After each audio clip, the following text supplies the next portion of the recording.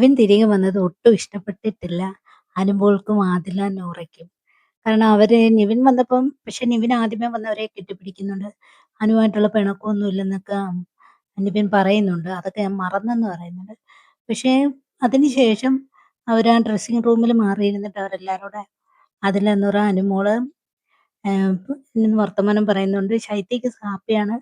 ശൈത്യ വന്നപ്പം അനുമോള് ചോദിക്കുന്നുണ്ട്, "നിനക്ക് സന്തോഷമായോന്ന്?" ചോദിക്കുന്നുണ്ട്. അപ്പം ശൈത്യ പറയുന്നു, "എനിക്ക് സന്തോഷമായെന്ന്." അപ്പം എന്തോ അവർക്ക് ഇഷ്ടപ്പെട്ടിട്ടില്ല. അവര് മാറി സെപ്പറേറ്റ് ഇരിക്കുകയാണ്. പക്ഷെ നിവിൻ എല്ലാം അറിഞ്ഞിട്ട് തന്നാ വന്നിരിക്കുന്നത്. അറിയാതൊന്നുമല്ല വന്നിട്ട്. അത് നിവിന്റെ സംസാരത്തിലും രീതിയിലും ഒക്കെ നമുക്ക് കാണാൻ പറ്റുന്നുണ്ട്. അത് എപ്പിസോഡ് കാണുമ്പോൾ നിങ്ങൾക്കത് മനസ്സിലാവും. നിവിൻ പുറത്തെ എല്ലാ കാര്യങ്ങളും അറിഞ്ഞിട്ടുണ്ട്.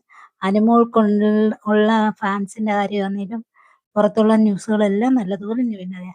നിവിൻ എല്ലാവരും നിന്ന് ഒരു അകൽച്ച പാലിക്കുന്നുണ്ട്. അത് നമുക്കിവിടെ കാണാം. പക്ഷെ വർത്തമാനത്തിലൂടെ ഓവർ ആക്ടിങ് ഉണ്ട് നിവിന്.